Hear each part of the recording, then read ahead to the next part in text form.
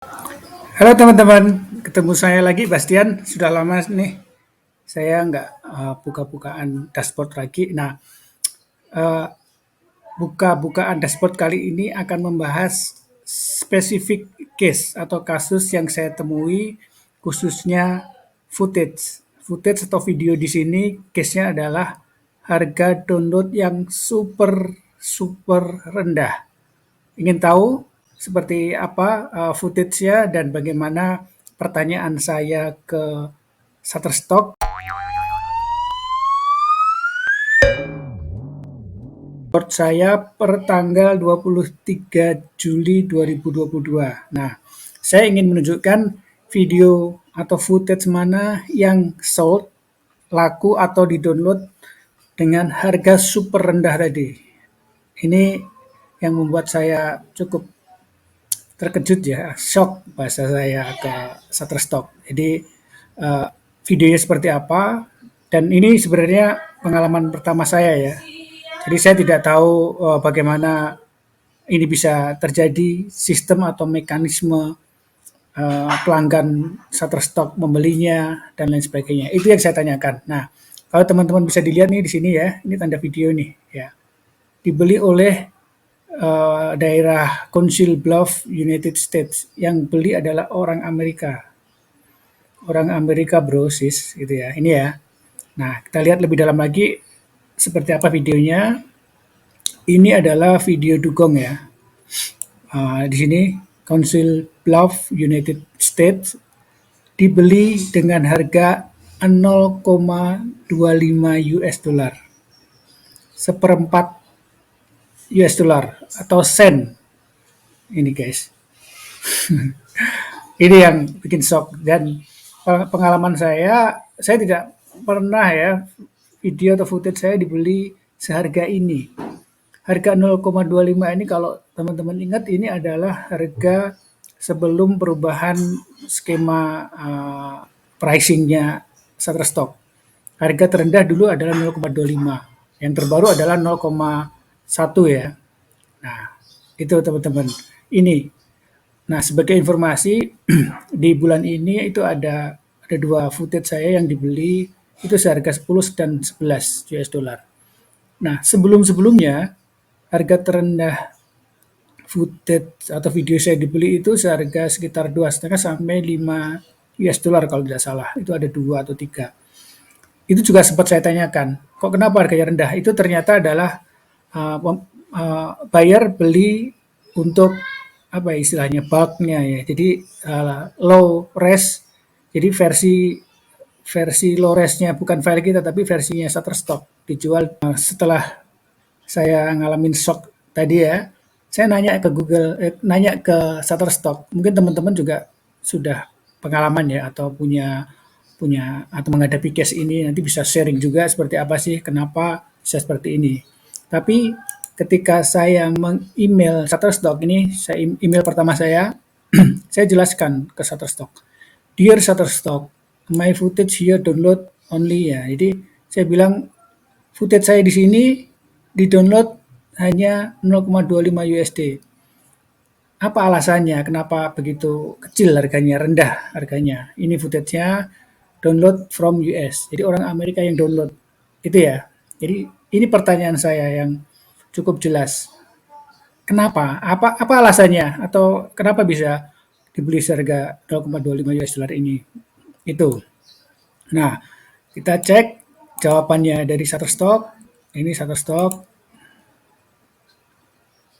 Jawabannya ini, Dear Bastian, thanks for reaching out to Shutterstock Contributor Care.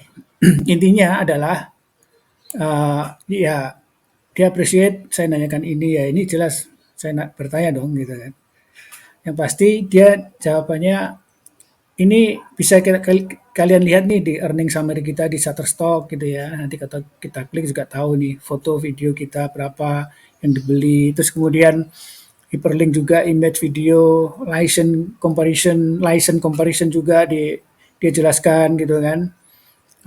Terus juga your earning level itu bagaimana harga itu juga berpengaruh jika dilihat dari level kita, level 1, 2, 3, 4 itu ya, atau level 5 gitu ya. Itu juga berpengaruh, tapi sebetulnya itu nggak signifikan. Jadi intinya dia menjelaskan itu gitu kan. Wah, ini sudah prosedur nih, sudah prosedur atau standarnya atau SOP-nya Shutterstock gitu kan. Nah, tapi ini nggak menjawab pertanyaan saya gitu kan. Why? Kenapa? Nah, kemudian saya tanya lagi gitu kan. Saya reply lagi gini. Thank you, gitu kan. But your answer did not reflect my question at all. Jadi jawabanmu itu enggak menggambarkan atau enggak merefleksikan pertanyaan saya sama sekali. Kenapa bisa harga footage saya di-download 0,25 USD? Kenapa itu? Super low, saya bilang sangat rendah. Jadi apapun customer punya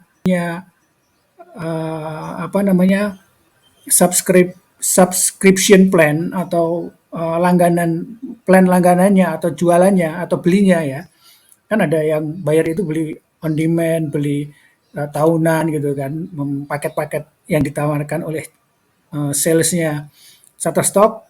Sebenarnya ya apa, menurut saya apapun yang dia beli gitu ya, kalau video atau footage ya masa sih seharga itu gitu kan. Jadi nggak mungkin lah seharga itu. Kalaupun rendah ya meskipun itu hanya persentase, misalnya level saya 1 atau 2, nggak sekecil ini gitu. I'm still stuck with the price gitu. Nah, saya jelaskan ya, my lowest price footage dulunya itu untuk sampel. Ini juga pernah saya tanyakan gitu ya. Ini saya reply lagi eh, jawabannya. Nah, dijawab lagi sama Shutterstock sama si Daniela, Shutterstock contributor care team. Gitu. Dear Bastian, it's nice to hear from you again. I hope the following helps you understand better our payout prices. Gitu kan. Intinya adalah gini, dia bilang di sini with this pricing pressure, as the global need for content increases, the volume of content being produced also continues to grow. Kayak itu tumbuh semua. The increasingly in the supply of content available in the market has resulted in lower prices ya, and free content on some platform. Ya dia bandingin dengan platform lain gitu kan. With this pricing pressure, Shutterstock must also be competitive while continuing to support the production of high quality content, driving bla bla dan lain sebagainya. Intinya katanya Shutterstock juga harus membuat harga yang kompetitif atau kompetitif di mata buyernya gitu kan, yang tadi ya pelanggan dan lain sebagainya. Well, we historically paid contributor based on percentage of license value, bla bla bla dan sebagainya. Ya intinya gini, apapun itu ya yang di-create atau sistem pricing scheme yang diciptakan oleh Shutterstock, kita nggak bisa nggak bisa mendina atau menyangkal atau berargumen, beralasan begini dan sebagainya. Karena mereka punya sistem pricing atau penawaran harga ke konsumen itu sangat banyak, beragam gitu kan. Dan tadi bahkan uh, bayarnya Shutterstock pun juga bisa atau dapat foto-foto yang gratis gitu, yang free gitu ya. Nah, itu persaingan ketat itu jadi alasannya Shutterstock harus kompetitif dan sebagainya. Ya, intinya demikian teman-teman. Suka atau tidak suka, ya itu kembali lagi ke pilihan kita. Ini worth it nggak buat kita gitu kan? Atau sekedar iseng masukin ya laku untung gitu ya. Laku adalah bonus. Kalau nggak laku ya tetap aset kita ada di Shutterstock gitu. Ya akhirnya kalau saya pribadi ya case by case ya, case foto ini tadi sebenarnya atau footage ini tadi sebenarnya ya mengecewakan ya harga segitu. Tapi ya oke lah fine, saya sudah mengikuti atau approve atau menyetujui syarat dan ketentuan untuk menjadi kontributor Shutterstock ya seperti ini. Akhirnya receh ya. Ya kalau bermain microstock Shutterstock dan lain sebagainya memang receh ya. Tapi itu pilihan kita, kembali lagi ke pilihan kita. Saya kira teman-teman bisa menakar ya, mau bermain seperti apa, memasukkan di satu 2 3 marketplace foto stock agency, silakan. Buat saya ini jadi lesson learned dan jadi tahu ya, oh seperti ini skema-skemanya. Itu teman-teman, mudah-mudahan bisa menjawab atau ya minimal saya pribadi ya sendiri tahu bagaimana respon atau jawaban dari Shutterstock. Kalau teman-teman paham juga atau tahu case punya case seperti ini ya silakan sharing ya. Terima kasih. Sekian dari saya dan sehat selalu.